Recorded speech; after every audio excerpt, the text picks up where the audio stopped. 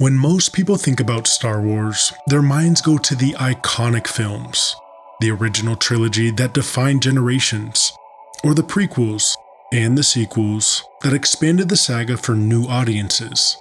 But quietly, over 7 seasons, another work emerged as one of the most ambitious and profound explorations of George Lucas's galaxy: Star Wars: The Clone Wars. What started in 2008 as a stylized animated series, one many dismissed at first, has now become a cornerstone of the franchise. The Clone Wars doesn't simply add background to the prequel era, it deepens it, redefines it, and ultimately elevates Star Wars as a whole. This is not just a children's cartoon. This is a series that wrestles with themes of war, morality, identity, loyalty, and destiny. It gives life to characters who were once flat. It explores the politics that doomed a republic. It even dares to ask spiritual questions about the Force itself. This is a video about the Clone Wars, discussing its deep themes, symbols, character arcs, and why it is one of the greatest pieces of Star Wars ever created.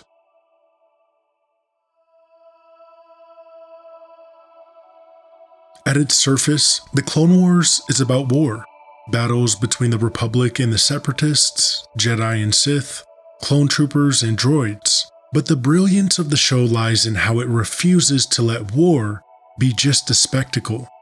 The series continually reminds us of the human cost of conflict. Whole episodes step away from the Jedi to focus on the clones themselves, men created for the sole purpose of fighting.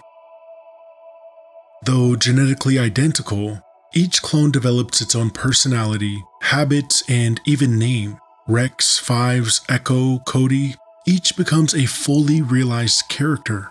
Their very existence raises questions about identity and free will. If you were born to fight, do you ever have a choice in who you actually are? The contrast between the clones and the droids is one of the most striking symbolic threads in the Clone Wars. On paper, both groups are products of mass production, created for war, stripped of choice, and deployed as expendable assets. But the show takes this symmetry and subverts it, using it to explore the value of individuality and the meaning of humanity. The droids embody absolute conformity. They follow programming without question. Their voices flat, their personalities almost parodic in their uniformity. They are the perfect image of war as machinery, faceless, soulless, replaceable. Not us. We're independent thinkers. Roger, roger, roger, roger, roger. Their destruction carries no emotional weight. The clones, on the other hand, should have been the same. They are born from the same genetic template, trained the same way, and thrust into war with no personal agency. And yet, through subtle storytelling, the series emphasizes how fiercely they cling to individuality. They give themselves names, paint their armor, tell jokes, and form friendships. This is more than characterization. It's rebellion. By asserting identity in the face of conformity, the clones resist becoming just another cog in Palpatine's war machine.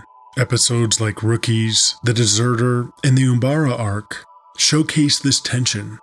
In Rookies, a handful of clones discover their capacity for leadership and sacrifice, proving they are far more than copies. In The Deserter, one clone makes the unthinkable choice to abandon war entirely, building a family and rejecting the destiny imposed on him. In the Umbara arc, clones clash with Jedi General Pong Krell, whose disregard for their lives pushes them to assert their worth through open defiance. These stories hammer home the idea that humanity isn't given, it's claimed, even in the harshest conditions. This struggle also becomes a reflection of the Jedi themselves.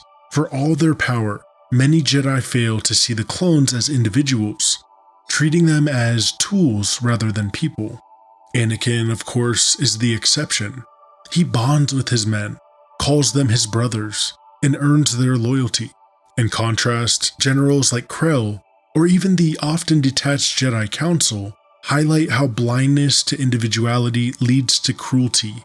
The droids are what the clones were meant to be: uniform and replaceable. But in reality, the clones are what they choose to be, unique and irreplaceable. And there's the true brilliance. By turning background soldiers into mirrors of our own struggle for identity, the Clone Wars elevates its storytelling. It's no longer just war between Republic and Separatists, it's a conversation on individuality versus conformity. Another layer of the show's greatness is how it reframes the Jedi. In the prequels, the Jedi often come across as aloof and ineffective, blind to the corruption around them and powerless to stop the rise of Palpatine. But the Clone Wars gives us the texture of their downfall, the day-to-day compromises, the moral blindness, and the erosion of principles that made their fall inevitable. The Jedi are supposed to be guardians of peace, protectors of justice, and servants of the Force, yet in the war, they become commanders of legions, making tactical decisions that cost thousands of lives. Their sabers, once tools of defense, become weapons of war. Characters like Yoda and Obi-Wan embody this paradox.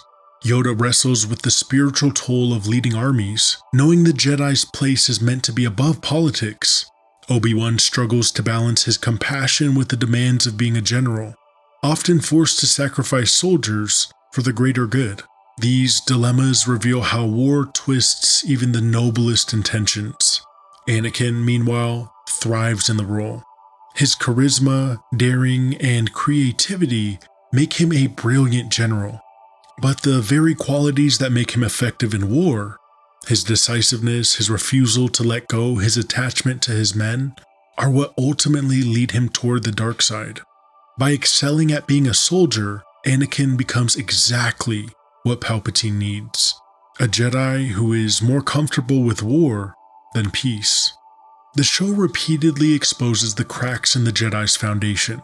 Their rigid adherence to rules and detachment blinds them to the needs of those they serve. The Barriss Offee arc illustrates this powerfully. Once a loyal Padawan, Barriss comes to see the Jedi as corrupted, tools of war rather than keepers of peace. Her attack on the Jedi Temple is both an act of terrorism and a twisted form of truth-telling. In her trial, she openly condemns the Order, accusing it of betraying its own ideals. What makes this so effective is that Barriss isn't entirely wrong. She articulates what the audience has already seen. The Jedi have lost their way.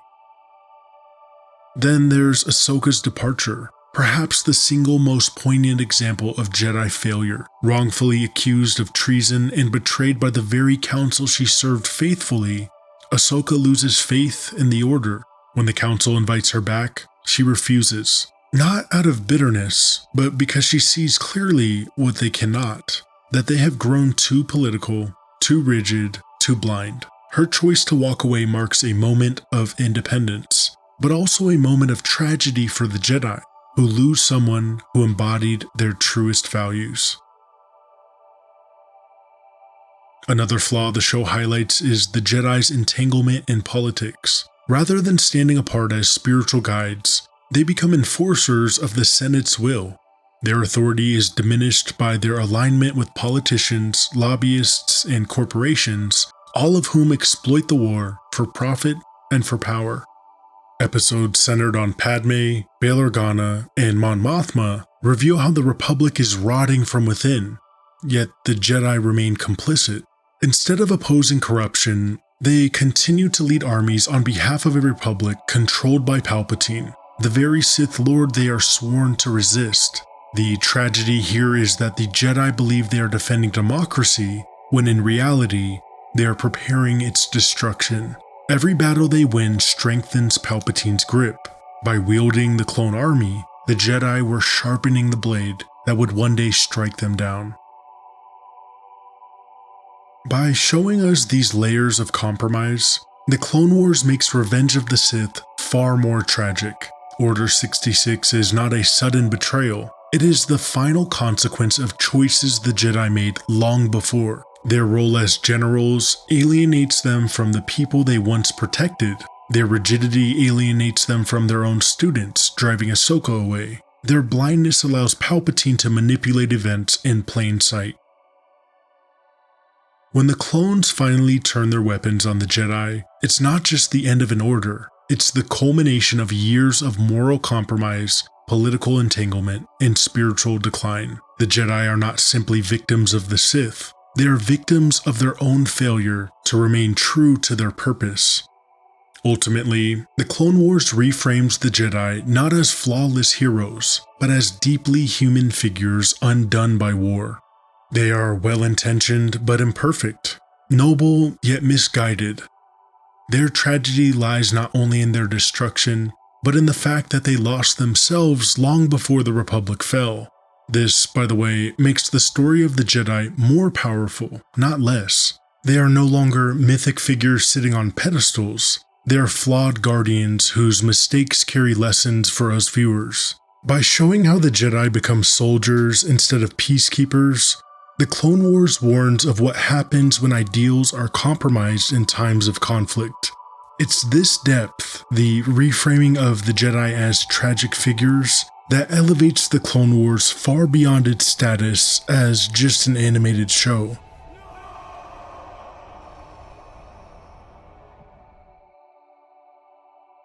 If there is one character who encapsulates why the Clone Wars stands out as one of the greatest achievements in Star Wars, it's Ahsoka Tano. When she was first introduced in the 2008 Clone Wars film as Anakin Skywalker's newly assigned Padawan, fans were skeptical. She seemed young, brash, and out of place. Many wondered why she had never been mentioned in the films, and early on, her dynamic with Anakin struck some as forced. Yet, over the course of 7 seasons, Ahsoka transformed from a controversial addition into one of the most beloved and essential figures in the entire saga. Her story arc is one of growth, disillusionment, and ultimately, independence. In her earliest episodes, Ahsoka reflects the optimism and energy of the Jedi ideal. She is eager to prove herself, sometimes reckless but always full of heart. Her banter with Anakin reveals both her immaturity and her potential. She is, in many ways, what the Jedi are supposed to represent: courage, compassion, and hope. Through her, audiences see a younger, lighter side of the Jedi, a reminder of what the Order could still be in a galaxy already drowning in war. But from the very beginning, Ahsoka is also distinct. Unlike many Jedi, she questions orders, challenges authority, and adapts quickly to new situations. This independence, what the Jedi Council might label as defiance, becomes one of her defining traits, setting her on a path apart from the rigid traditions of the Order. As the war grinds on, Ahsoka's experiences force her to mature quickly. She leads clone troopers into battle, makes life and death decisions, and witnesses the suffering of civilians caught in the conflict. Over time, the optimism of her youth collides with the brutal realities of war. Unlike the Council, Ahsoka refuses to grow detached. She feels the weight of loss. She bonds with her soldiers and mourns their deaths. She sympathizes with ordinary people living under the strain of galactic conflict. Through her eyes, viewers see what the Jedi could have been: protectors who understand the personal cost of war, rather than generals who speak in abstractions about peace and strategy. The turning point in Ahsoka's arc comes with her wrongful accusation and trial. When the Jedi Temple is bombed, Ahsoka is framed as the culprit. Instead of standing by her, the Jedi Council distances themselves, prioritizing their political reputation over loyalty to one of their own. And the betrayal cuts deeply. The moment she is cleared of charges, the Council offers her reinstatement, framing it as a learning experience or her Jedi trials. But the damage is done. Ahsoka has seen the cracks in the Order too clearly to ignore them. In one of the most poignant moments in the entire series, she chooses to walk away. Her decision is not fueled by anger, but by clarity. The Jedi are no longer what they claim to be. This separation is painful both for Ahsoka and for Anakin. For him, her departure represents yet another loss in a life defined by attachment and fear of abandonment. When he needed her most, she was gone. not because she failed him, but because the Jedi failed her. This fracture deepens the tragedy of Anakin's eventual fall. But before we move on to Anakin, let me be crystal clear. The rise of Ahsoka Tano is not just a subplot in the Clone Wars. It is the heart of the series. Through her, we witness the flaws of the Jedi, the costs of war, and the possibility of hope beyond institutions. She is a lens through which the saga itself is reframed. From a once dismissed character to one of the most beloved in the galaxy, Ahsoka embodies the greatness of the Clone Wars. Her journey from apprentice to outcast to independent hero reflects the series' central themes of growth, disillusionment, and resilience. And maybe most of all, her presence deepens the tragedy of Anakin Skywalker. In many ways, Ahsoka Tano is the Clone Wars. Without her, the series would not carry the same weight, nor would the saga as a whole feel as complete. There are few characters in film history as iconic as Darth Vader. His black mask, mechanical breathing, and imposing presence made him the quintessential villain of the original trilogy. But when George Lucas returned to tell Anakin Skywalker's backstory in the prequels, not everyone was convinced. One of the harshest criticisms of the prequel trilogy, especially when it was first released, was how it portrayed Anakin. Many felt his transformation into Darth Vader was rushed, or that his characterization was inconsistent. For some, his fall in Revenge of the Sith lacked the emotional weight expected of such a monumental turn. This is where the Clone Wars come in. Over 7 seasons, the series reimagines Anakin Skywalker, not by contradicting the films, but by enriching them. It gives us the man behind the mask, the hero who could have been, and the tragic figure whose flaws led him to darkness. In the Clone Wars, Anakin is no longer just the whiny Jedi some audiences saw in Attack of the Clones. He is a brilliant general, a daring strategist, and a charismatic leader. We see why the clones admire him. He fights alongside them, values their lives, and treats them as brothers rather than expendable soldiers. Unlike some Jedi generals who remain detached, Anakin is deeply connected to his men, earning their loyalty through shared hardship. We also see his strong bond with Obi-Wan Kenobi. Their friendship is filled with wit, camaraderie, and trust, giving weight to the heartbreak of Revenge of the Sith. Their brotherly dynamic, the push and pull between Obi-Wan's patience and Anakin's recklessness, becomes one of the show's emotional anchors. Most importantly, we witness Anakin as a mentor. His relationship with Ahsoka Tano is one of the show's greatest gifts. As her master, he guides her growth, inspires her courage, and supports her independence. He is protective, yes, but he is also nurturing in ways that foreshadow the father that he could have been. Through Ahsoka's eyes, we see the best version of Anakin, loyal, caring, and heroic. But the Clone Wars don't romanticize him. Alongside his strengths, we see his flaws that make the eventual fall not just believable, but inevitable. His anger flares quickly, and he often uses violence to solve problems when diplomacy might suffice. His attachment to those he loves, Obi-Wan, Padme, Ahsoka, makes him compassionate, but also dangerously possessive. Time and time again, he bends or outright breaks rules, justifying it as necessary for victory. And these aren't just random character traits.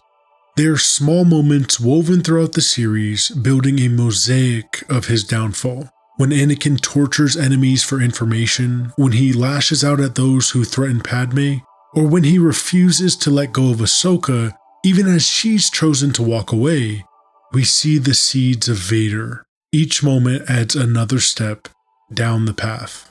What makes this portrayal so powerful is how it reframes Revenge of the Sith. Anakin's turn no longer feels abrupt. Instead, it becomes the tragic conclusion of a long, slow burn. By the time we reach the events of the film, we've seen Anakin's heroism, his loyalty, and his deep humanity. We've also seen his impatience, his temper, and his fear of loss. The show lays the groundwork so thoroughly that his choice to embrace Palpatine becomes heartbreaking rather than baffling. We don't just see him as a fallen Jedi, we see him as the hero he could have been, a man capable of great love and great leadership, undone by the very qualities that made him extraordinary. Perhaps the greatest contribution the Clone Wars makes to Anakin's story is how it heightens the tragedy by showing us the depth of his relationships with Obi-Wan, Ahsoka, and the clones. The series underscores how much he had to lose. When he becomes Darth Vader, he doesn't just betray the Jedi, he betrays Rex, who looked up to him. He betrays Obi-Wan, who trusted him as a brother. He betrays Ahsoka, who loved him as a mentor. And most devastatingly, he betrays himself, the man of honor, courage, and compassion who once fought to protect others. This is why the Clone Wars makes Anakin's story so much more haunting. It doesn't excuse his choices, but it makes them painfully understandable. His fall becomes not just the corruption of a Jedi, but the loss of a hero who might have changed the galaxy for the better. In the end, the Clone Wars doesn't just fix Anakin Skywalker. It reimagines him, gives him the layers, contradictions, and humanity that only can be conveyed in 7 seasons. Through the series, we see the full scope of his character, the loyal friend, the brilliant general, the devoted mentor, and the flawed man whose love and fear lead him to ruin. His arc is no longer abrupt. It's a carefully constructed tragedy, rich with emotion and meaning. By the time he dons the mask of Darth Vader, we don't just mourn the Jedi lost. We mourn the hero we knew, the hero that might have been. The greatness of the Clone Wars comes from its ability to balance scale and intimacy. It tells epic stories of battles across the galaxy, while never forgetting the individuals who fight them. It honors the mythic tone of George Lucas's universe, while pushing into new philosophical and emotional territory. Clearly, it makes the prequels better. It also makes the original trilogy richer, and it gives fans a deeper appreciation for the saga as a whole. Far from being a side story, the Clone Wars is essential Star Wars. It bridges eras, deepens characters, and reveals truths about peace, war, and identity that resonate even beyond the galaxy far, far away. Now, if you made it to this point in the video, thank you. And as long as this video has been, this is the short version of my analysis of the Clone Wars. If you want part 2 where I dive into other elements like how the series discusses villains like Dooku and Maul, the Force and its mythology, politics and corruption, and more, let me know in the comments. And if you enjoyed this video, please subscribe. And thanks for watching.